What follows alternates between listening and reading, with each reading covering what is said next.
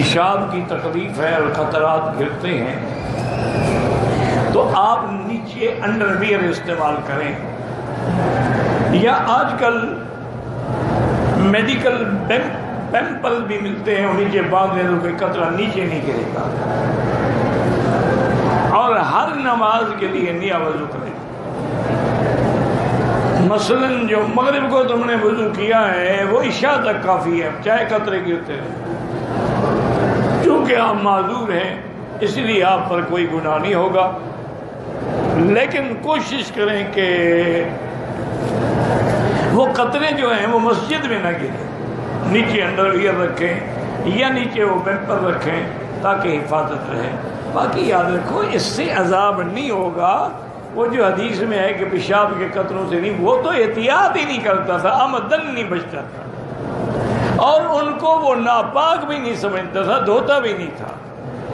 یہ تھوڑا تم تو معذور ہو، بیمار ہو، تمہیں کیوں عذاب ہوگا؟ تمہیں تو اللہ اس تکلیف پر اور اجر دیں گے۔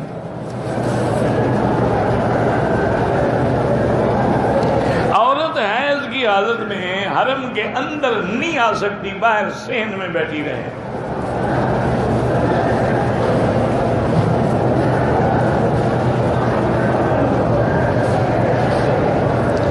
میری دو بہنیں ہیں، ہمارے والدین کی وراثت جو ہمارے پاس ہے ہم اپنی بہنوں کو دینا چاہتے ہیں، وہ کہتی ہیں کہ ہم نہیں دیتے۔ میرا بھائی گزارش یہ ہے کہ لڑکیاں بیچاری ڈر کے مارے کہتی ہیں کہ منہ بھی بگاڑیں گے اور کیا کر لیں گے ان کا، آپ ان کا جو حصہ بنتا ہے ان کے نام انتقال کر دیں، رجسٹری کر دیں، پھر وہ تمہیں واپس کر دیں، میں دیکھوں گا کہ تمہیں معاف کیا ہوگا۔ جب زبانی کلامی کہتے ہیں ان کو پتہ ہے کہ یہ نہیں دیں گے تو بلا وجہ خام کا گھر میں جھگڑا پیدا کیوں کریں گے؟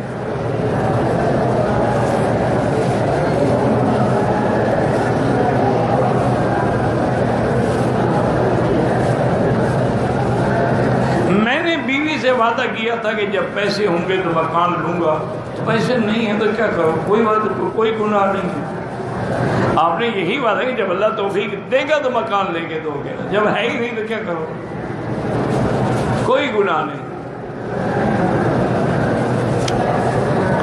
اور اگر مکان بنا بھی لو نا، اللہ توفیق دے دے انشاءاللہ، اسباب پیدا فرما دے، بیوی کے نام نہ کرانا، ورنہ انشاءاللہ تم سڑک پہ بیٹھے ہو، اپنے نام رکھنا، تمہارے مرنے کے بعد اس کو حصہ مل جائے گا۔ اولاد کے لیے سب سے بڑی جامع دعا جو ہے قرآن میں، ربنا هب لنا من ازواجنا وذرياتنا قرة اعین واجعلنا للمتقین اماما۔ اور اسی طرح علماء نے لکھا ہے کہ اگر آدمی ہر نماز کے بعد اول آخر درود شریف پڑھ کے 7 دفعہ یہ دعا پڑھے، اصلح لی فی ذریتی انی تبت الیک و انی من المسلمین، تو بچے فرما بردار ہوں گے، اگر نہ فرمانے تو وہ بھی فرما بردار ہو جائیں گے۔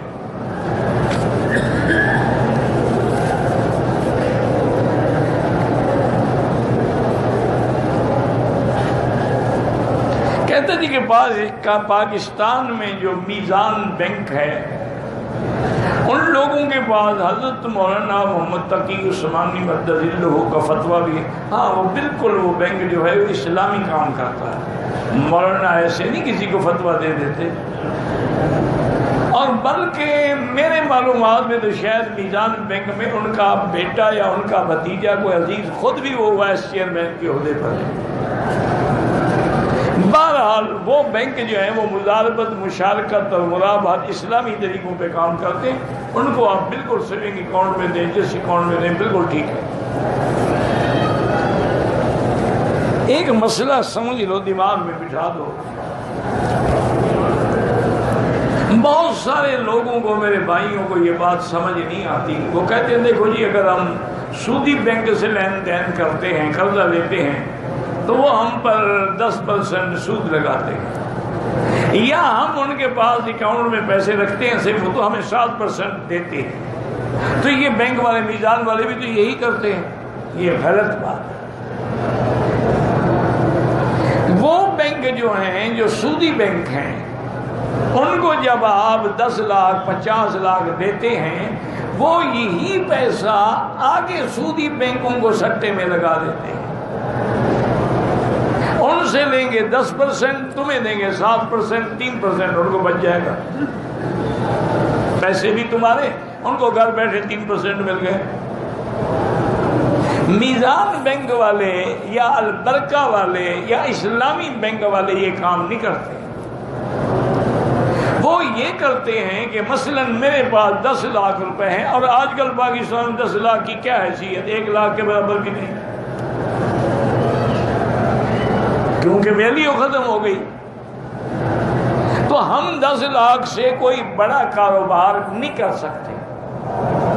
وہ یہ کرتے ہیں کہ جب آپ لوگ پیسے جمع کرتے ہیں، ان کے پاس 2 کروڑ 4 کروڑ 10 کروڑ ہو جاتا ہے، تو وہ اس کو کاروبار میں لگاتے ہیں. پلاٹا کھڑا کر دیتے ہیں، پلاٹ خرید لیتے ہیں، کوئی گاڑیوں کی 100 گاڑی کی لاٹ خرید لیتے ہیں، پھر اس کو بیچتے ہیں، جو نفع آتا ہے وہ تمہیں دیتے ہیں.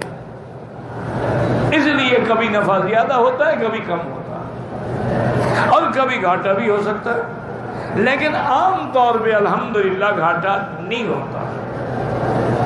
یہ تو اللہ تقی عثمانی مدد اللہ کو جزا دے کہ انہوں نے تمام علماء کی طرف سے فرض کفایہ ادا کر کے اقتصادیات پہ کتابیں لکھ دی ہیں. بہت سارے علماء کو ان سے اعتراض بھی ہے، اختلاف بھی ہوتا ہے، اختلاف تو ہوتا ہے، لیکن جو بات ہے کہ اس پر تو آج تک کسی نے محنت ہی نہیں کی تھی نا. جو آج اختلاف کر رہے ہیں، ان نے پہلے کیوں نہیں کتابیں لکھ دی؟ یہ ان کی بہت بڑی محنت ہے، اللہ ان کو اس کی جزا دیں گے. اور اسی لیے یہ بھی دیکھ لیں کہ اس نظام اسلامی بینکنگ کو دیکھ کر اب دنیا کے 25 جو انٹرنیشنل لیول کے بینک ہیں وہ بھی اسلامی طرز پہ کر رہے ہیں، کیونکہ ان کو سمجھ آ گئی یار اس میں تو زیادہ فائدہ ہے. اس نے اسلام کو اسلام سمجھ کے قبول نہیں کیا، آپ نے فائدے کو قبول کیا. انہوں نے کہا اس میں تو پیسے زیادہ بچتے ہیں، اور پیسے ڈوبتے بھی نہیں، پیسے ہمارے ہاتھ میں ہوتے ہیں، پراپرٹی ہمارے ہاتھ میں ہوتی ہے، اس میں تو پیسے ڈوب بھی جاتے ہیں. جیسے ہمارے آج کل بڑے آدمی ہیں نا، وہ 10 ارب قرضہ لے لیں گے، اس کے بعد بخشوا دیں گے، یا آپ سے 2 ارب قرضہ لے کے فیکٹری بنا لیں گے، فیکٹری کو آگ لگا دیں گے، انشورنس سے 3 ارب لے لیں گے. تو یہ تو بڑا، تو یہ بینک بہرحال غنیمت ہے، ان کی مدد کریں.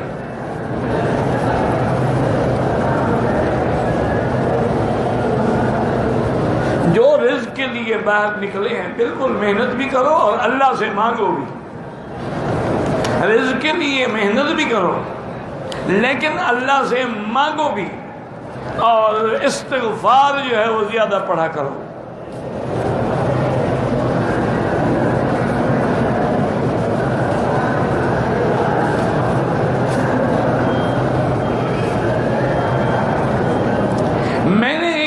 کے ساتھ کپڑے کا کاروبار کیا تھا اور باقاعدہ لکھت پڑھت بھی کی تھی. میرے دوست کی ایک اور دکان بھی تھی جو آگ لگنے سے جل گئی. اب وہ کہتے ہیں جو آپ نے پیسہ دیا تھا وہ اسی دکان میں تھا، جل گئی. تو بار آپ دیکھیں جی اب جھوٹ کا تو کوئی علاج نہیں. اس کو کہو ٹھیک ہے بھائی اب نہیں دیتے ہو تو قیامت میں دے دینا جب جہنم کی آگ سامنے ہو.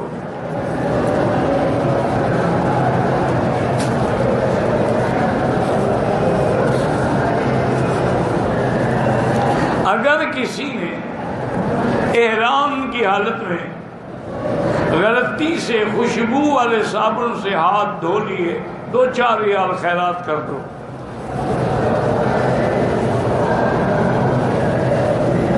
ٹیلی فون اٹھاتے ہوئے ہم فوراً کہتے ہیں ہیلو، یہ ناجائز ہے، یہ انگریزوں کا ایجاد کردہ لفظ ہے. آپ اس کے بجائے اٹھائیں تو کہ السلام علیکم. ہیلو کا معنی تو مجھے نہیں پتا کیا ہوتا ہے، چونکہ ان کے الفاظ جو ہیں ان کا معنی کوئی ہوتا ہی نہیں. ہائے اس کا کیا معنی ہے، واؤ اس کا کیا معنی ہے، بائے بائے اس کا کیا معنی ہے. یہ تو لانتی زبان ہے، اس کا معنی ہے ہی نہیں.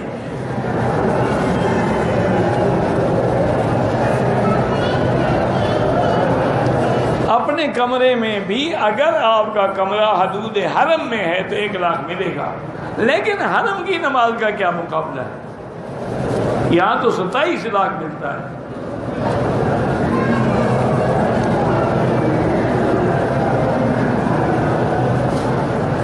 ایک آدمی عمرے کے لیے آیا، عمرہ کر لیا ہے، اب وہ صرف زیارت کے لیے مسجد عائشہ گیا ہے تو کوئی عمرہ ضروری نہیں، کیونکہ مسجد عائشہ حد حرم کے باہر ہے، ہل میں ہے، میقات نہیں ہے۔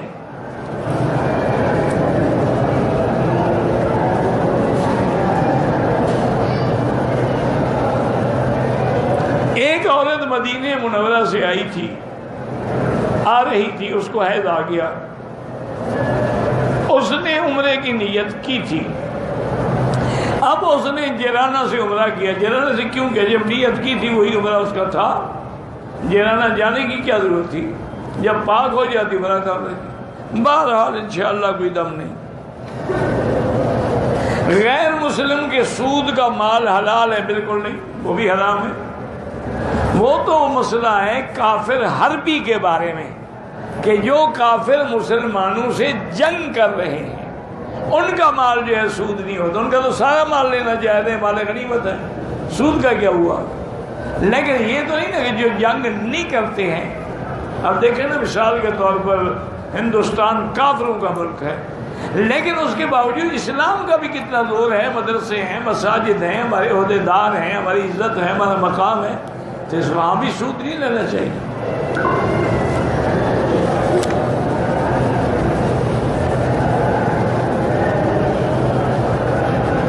احرام کی حالت میں داڑھی کا ایک بال ٹوٹ گیا، کچھ نہیں ہوتا، سارے ہی ٹوٹ جائیں، خود نہ توڑو۔ خارج کرتے ہوئے بال ٹوٹ گیا، وہ کچھ بھی نہیں ہوتا۔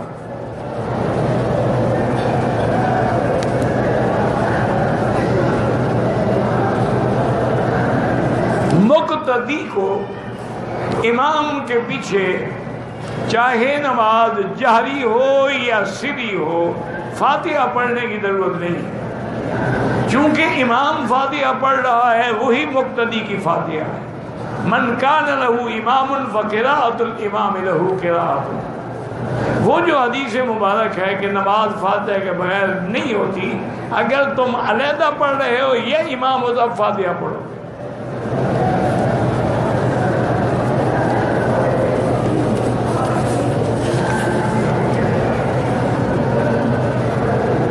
مسجد عائشہ سے کریں، جیرانہ سے کریں، جہاں سے کریں، سب بہتر ہے۔ کچھ لوگ کہتے ہیں کہ مسجد عائشہ سے بی بی عائشہ نے مجبوری میں عمرہ کیا تھا۔ بہرحال عبداللہ ابن عمر کو تو مجبوری نہیں تھی، عبداللہ ابن زبیر کو تو مجبوری نہیں تھی، لیکن تم نہیں کرنا چاہتے ہو نہ کرو، کوئی جھگڑے کی بات ہی نہیں، ہم کوئی زبردستی تو تمہیں نہیں لے جاتے وہاں۔ اگر یہ حکم صرف بی بی عائشہ کے لیے، حضور فرما دیتے کہ تیرے لیے ہے اور کسی کے لیے نہیں، جب حکم عام ہے تو سب کے لیے ہے۔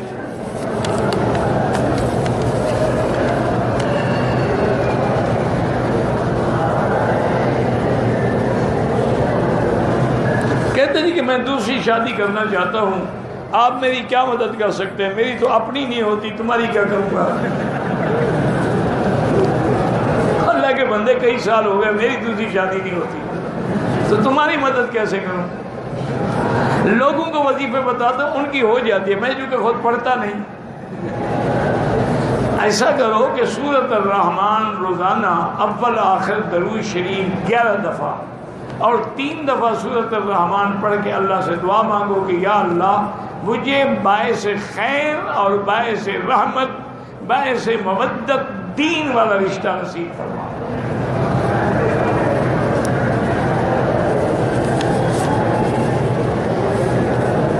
میں لاہور سے عمرہ کرنے آیا ہوں، 9 دن مکے میں ہوں، قصر بالکل قصر پڑھو گے؟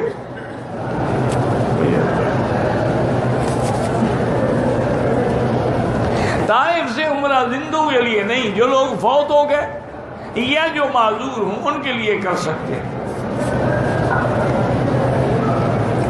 یار یہاں رکھو تو وہاں جا کے رکھ دیتے ہو. اللہ نے میرے خیال میں عقل نہیں دیا، باقی سب کچھ ہے.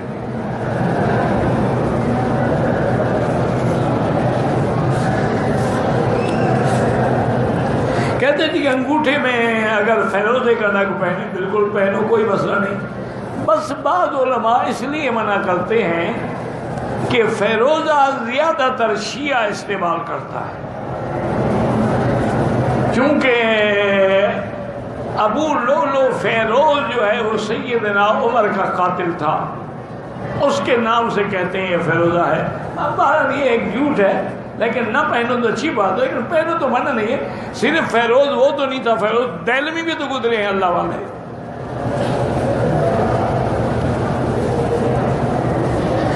میں نماز جنازہ پڑھ رہا تھا، نقصیر چھوٹ گئی.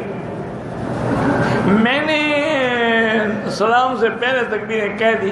جب نقصیر چھوٹ گئی تو وضو تو رہا نہیں آپ کا.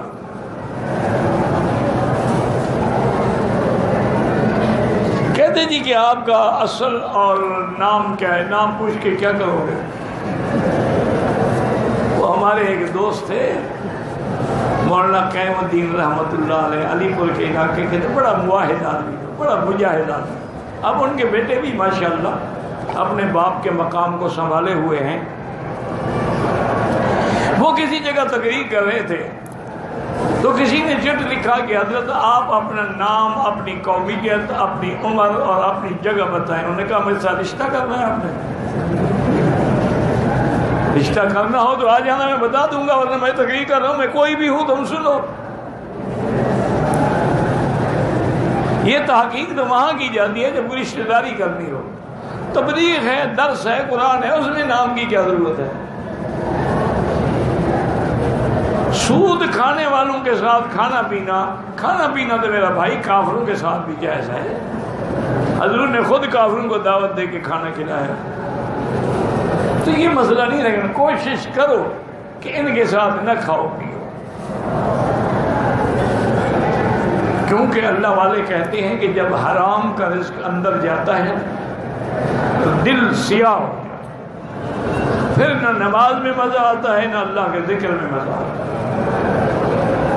رزق حلال میں برکت. آپ ایسا کریں نا، 40 دن تجربہ کرو، بالکل حلال کھاؤ، حلال پہنو، سچ بولو، پھر دیکھو کہ نماز میں کیسے لذت آتی ہے اور ذکر میں کیسے لذت آتی ہے اور دعائیں کیسے مقبول ہوتی ہیں.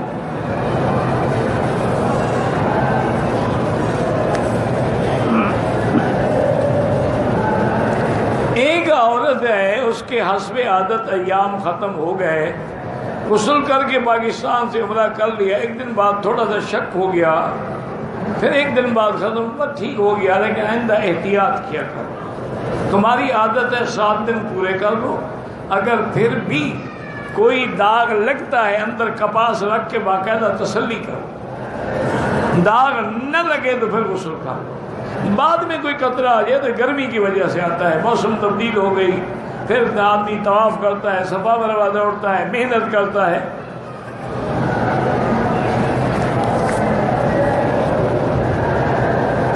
جن کے بچے بچیاں ہیں اللہ سب کو صالح بنائے اور سب کے نصیب اچھے کرے. جو داڑھی مڈواتا ہے یا کترواتا ہے اس کو امام نہ بنائے. بعض امام یہاں مسجد میں ان کی داڑھی بھی چھوٹی، اللہ ہدایت دے. مٹی قبروں پہ چڑھانا، اگر مٹی نہ رہے، ننگی ہو جائے تو چڑھاؤ.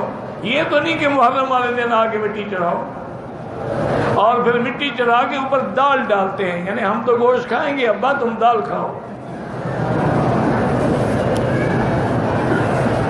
عجیب قوم ہے جی، ان کے نئے نئے مسئلے ہیں، کیا کہیں.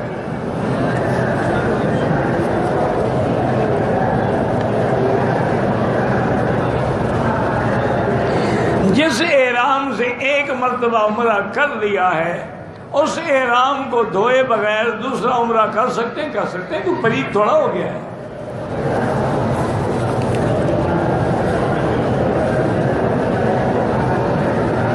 بہرحال عمرے کے بعد جو قطرہ ہے اللہ معاف کرے، احتیاطاً جب تسلی ہو جائے کہ اب میری بلیڈنگ ٹوٹلی بند ہو گئی ہے، ایک طواف پھر دوہرا لو. کیونکہ طواف بڑی اہم شے ہے. ہر طواف کے بعد 2 رکعت واجب ہیں.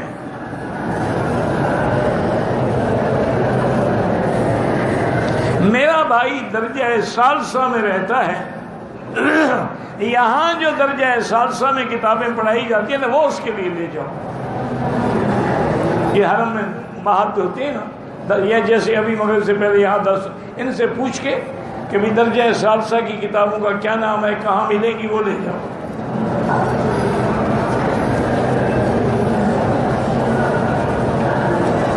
طواف کرنے کے بعد مجھے خیال آیا کہ شاید 6 چکر تھے. اللہ قبول فرمائے، زیادہ وہم نہ کرو. ایک آدمی ہے، عالم نہیں ہے بھی بدعتی، اس کے پیچھے نماز نہ پڑھا کریں. امام کے لیے رکوع میں تسبیح جو ہے وہ 3 دفعہ پڑھے، 5 دفعہ پڑھے، 7 دفعہ پڑھے، جائز ہے.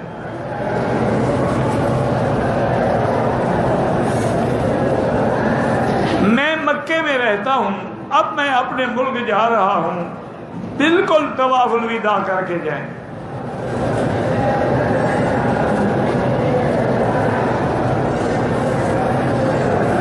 ایک عورت کو ایام آئے ہوئے تھے، لیکن وہ مہمانوں کے ساتھ حرم کے اندر آتی رہی. توبہ کرو، استغفار کرو، آئندہ ایسی غلطی نہ کرو. وہاں بھی کبھی حیض کی حالت میں اپنی مسجد میں جاتی ہو، اللہ کے مسجد میں تیرے مسجد سے بھی کم درجہ رکھتی ہے.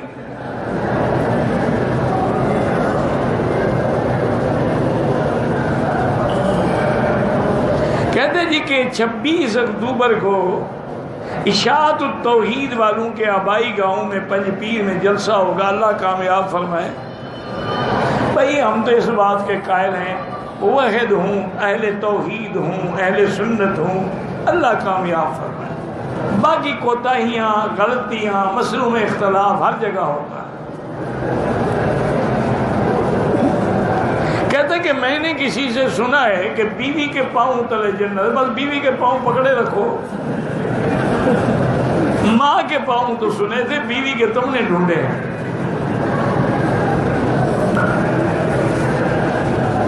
ویسے اچھا ہے بیوی کے پاؤں کے نیچے رہو.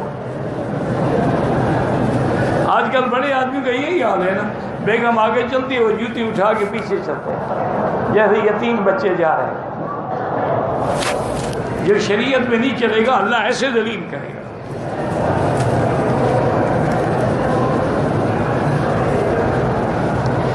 اگر آدمی نے عمرے میں ابھی حلق نہیں کرایا، بغیر خوشبو والے صابن سے غسل کر لیا، کوئی حرج نہیں. بریلوی باپ عقیدے کے معاملے میں اپنی اولاد سے جھگڑا کرتا ہے، کوئی حد نہیں. تم بھی سنت ابراہیمی پہ قائم رہو. ابراہیم علیہ السلام کے ساتھ باپ نے جھگڑا نہیں کیا تھا. صبر کرو، لگے رہو بس.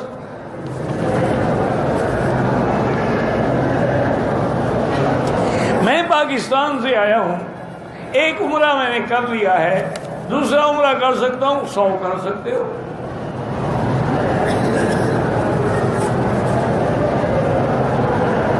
ہم 2012 میں گروپ کی شکل میں حج پہ آئے تھے. 12 بکرے قربانی کے لیے خریدے. ایک بندے کے ساتھ پتہ نہیں کیا تھا طے کر دیا. اس نے کہا کہ اس میں ایک مر گیا ہے، بہرحال جو مر گیا وہ ادا نہیں ہوا، اور بکرے کے بدلے قربانی کرو. وہ تو جھوٹ بولے گا.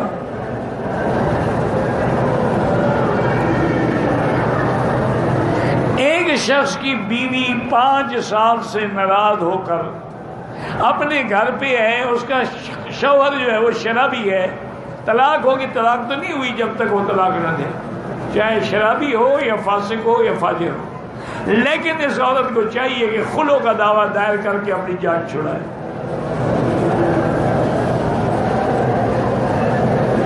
اگر فجر کی نماز کی تکبیر ہو جائے، سنتیں نہ پڑھیں، پہلے فرض پڑھیں، سنتیں بعد میں پڑھیں.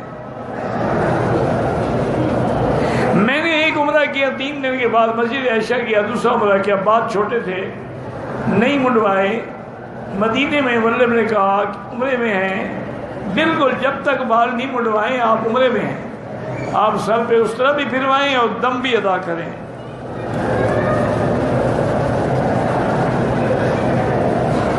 اگر ایک عورت طائف گئی، وہاں سے اس نے عمرے کی نیت کر لی اور حید آ گیا، اب بیٹھی رہو مکے میں جب تک پاک نہ ہو، مدینہ شریف بعد میں چلی جانا۔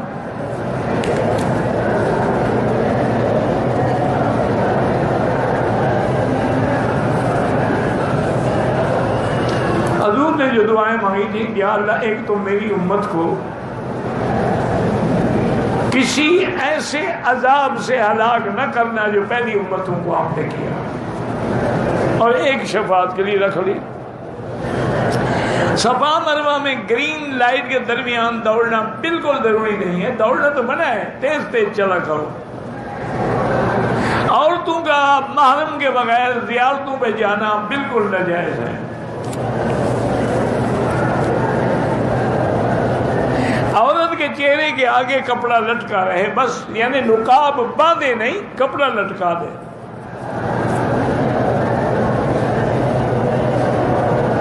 اگر مدینے سے ایران کی عمرے کی نیت نہ کرے، مدینہ میقات ہے، اب عمرہ بھی کرے اور دم بھی ادا کرے۔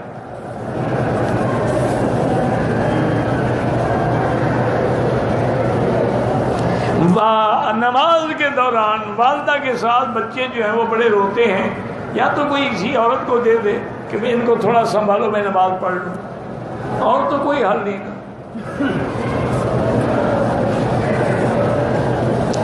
اگر یہاں کسی نے پیسے دیے ہیں تو مسافر لے سکتا ہے، لے سکتا ہے۔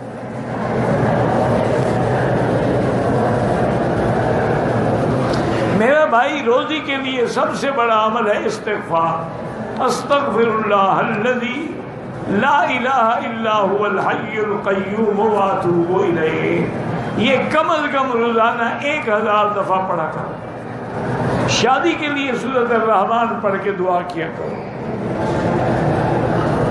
اگر مقام حدیبیہ سے ہم احرام باندھ کے عمرہ کریں وہ بھی جائز ہے، جیسے مسجد عائشہ سے۔ معنی یہ ہے کہ حد حرم کے باہر سے، اب وہ حدیبیہ ہے، مسجد عائشہ ہے، عرفات ہے، کوئی بھی جگہ ہے، عمرہ کرنا جائز ہے۔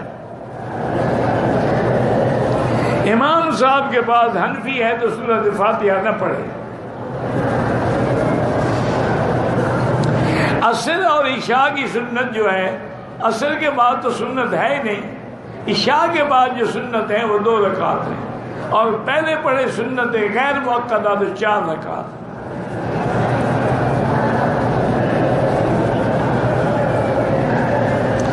میں طائف میں رہتا ہوں، وہاں سے عمرہ کرنے کے لیے آیا، عمرہ کر کے واپس چلا گیا، بال نہیں کٹوائے۔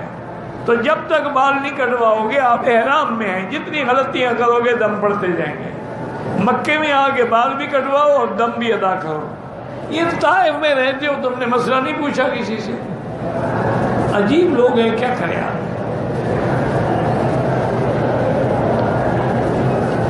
طواف کی فضیلت جو ہے وہ زیادہ ہے، اس لیے کہ نماز تو آپ ہر جگہ پڑھ سکتے ہیں، لیکن طواف کسی جگہ نہیں کر سکتے، یعنی نفلی عبادات میں۔ فرضی عبادت میں صف اول میں نماز پڑھنا زیادہ ثواب ہے، واللہ اعلم۔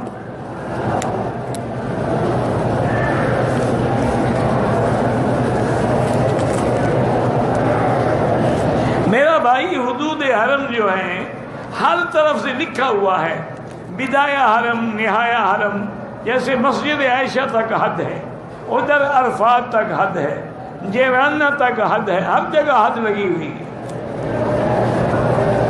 ربنا تقبل منا انک انت السمیع العلیم وتب علینا انک انت التواب الرحیم، یا حی یا قیوم یا ذا الجلال والاکرام، یا ذا الجلال والاکرام، یا ذا الجلال والاکرام، یا الہنا الہ کل شیء، الہ واحد لا الہ الا انت، اللہم انت الميسر لكل عسیر وانت على كل شيء قدیر، اللہم یسر امورنا وامور اولادنا وبناتنا